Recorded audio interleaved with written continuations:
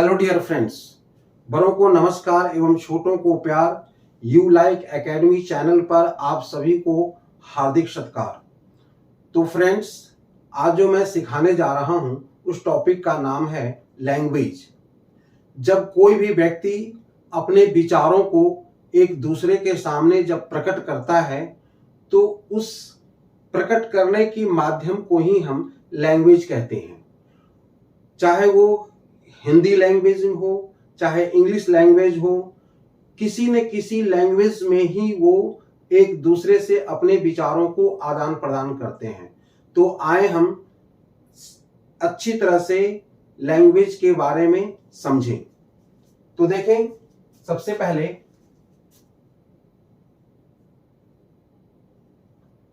What is the definition of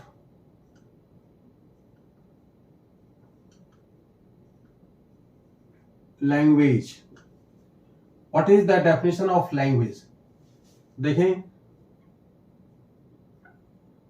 the medium through which a person illuminates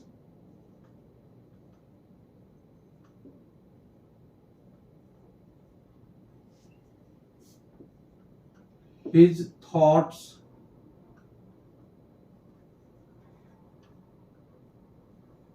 ideas, opinions,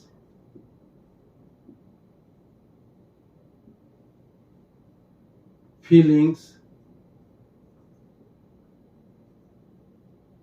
or imaginations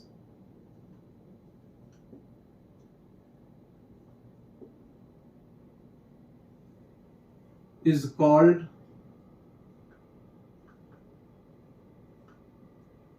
language.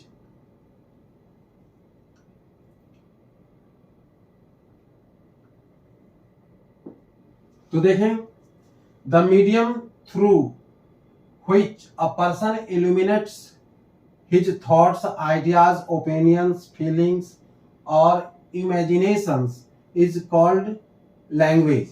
यानी जो व्यक्ति जिस माध्यम से अपने विचारों को आदान प्रदान करता है या प्रकट करता है, उसी माध्यम को हम लैंग्वेज कहते हैं। तो लैंग्वेज अपने माध्यम को प्रकट करने के, अपने विचारों को प्रकट करने के दो तरीके हैं। फर्स्ट है बोलकर और दूसरा है लिखकर।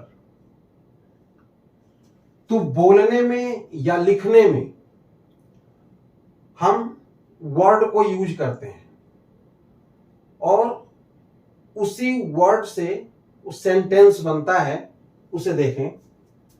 जैसे देखें, एक अध्यापक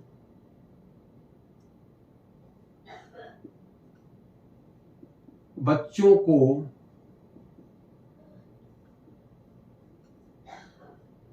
स्कूल में पढ़ा रहे थे। एक अध्यापक बच्चों को स्कूल में पढ़ा रहे थे।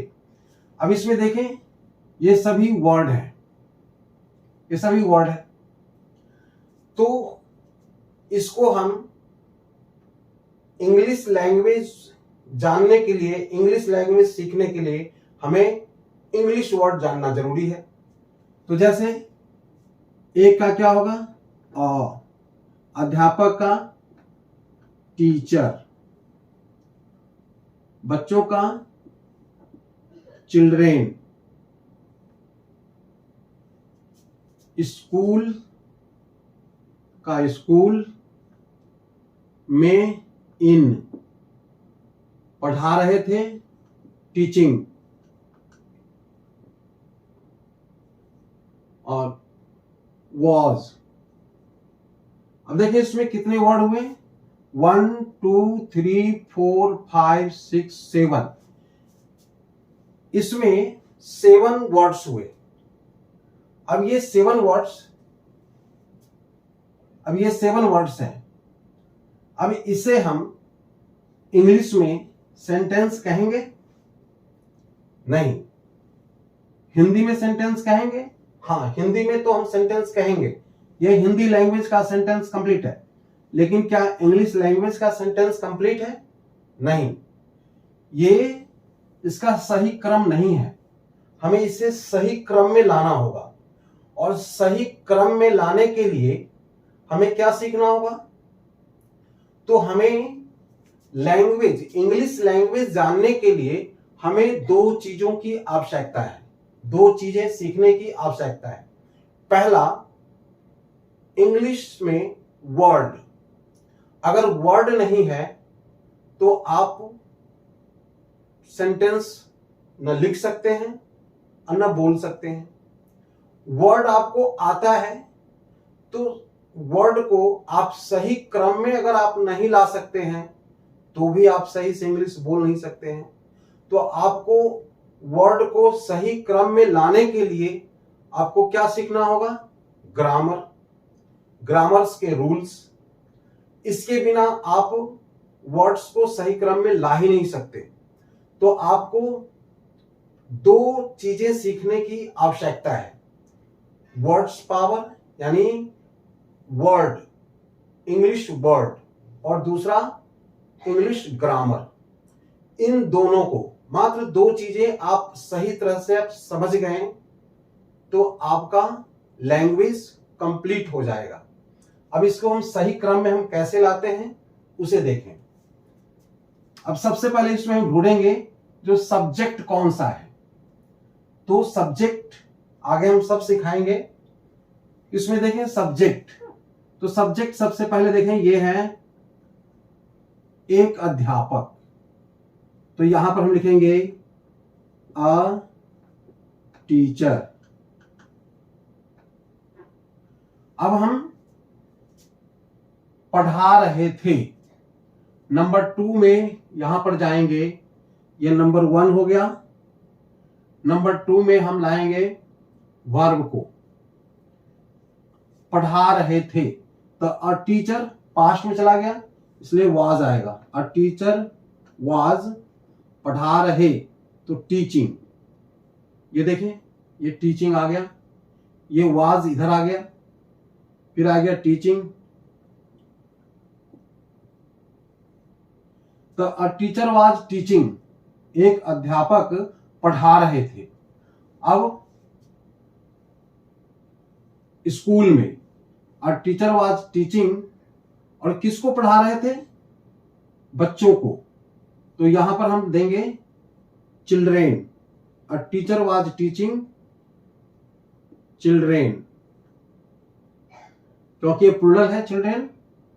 अब फिर आएगा इन, फिर आएगा द स्कूल। अब ये सही क्रम हो गया। A teacher was teaching children in the school, एक अध्यापक स्कूल में बच्चों को पढ़ा रहे थे। तो इसको हम कैसे सीखें? तो जब तक कोई टेंस नहीं सीखेगा, पार्ट्स ऑफ स्पीच नहीं सीखेगा, तब तक उसे, यानी ग्रामर की रूल्स नहीं सीखेगा, तब तक इसे सही क्रम में आएगा नहीं। तो इसीलिए हमें लैंग्वेज सीखने के लिए हमें 2 चीजों की आवश्यकता है। फर्स्ट, वर्ड पावर को बढ़ाना, और सेकेंड, इंग्लिश ग्रामर के रूल को जानना। ये दोनों अगर आप सीख गए तो आपका इंग्लिश कंप्लीट होगा। एक और एग्जांपल देखें, जैसे यह मेरा किताब है। अब देखें यह का इंग्लिश क्या होता है? दिस, मेरा का, माय, किताब का, बुक, और है का, इज। तो देखिए इसका इंग्लिश तो जान गए, चलो वर्ड मीनिंग, वर्ड तो कंप्लीट है। तो वर्ड कंप्लीट हो जाने से क्या लैंग्वेज मेरा कंप्लीट हो गया? नहीं हुआ, क्योंकि इस तरीके से हम क्या लिख सकते हैं? इस तरीके से कोई समझ सकता है? कोई नहीं समझ सकता। इसको जब हम सही क्रम में लाएंगे तभी कोई भी जो इंग्लिश जानता है वो समझेगा, और कोई दूसरा जो बोलेगा वो आप समझेंगे। तो दोनों को सीखने के लिए हमें दो चीजों की आवश्यकता हुई, वर्ड्स की और सेंटेंस की। अब इसको हम सही क्रम में लाने के लिए क्या करेंगे?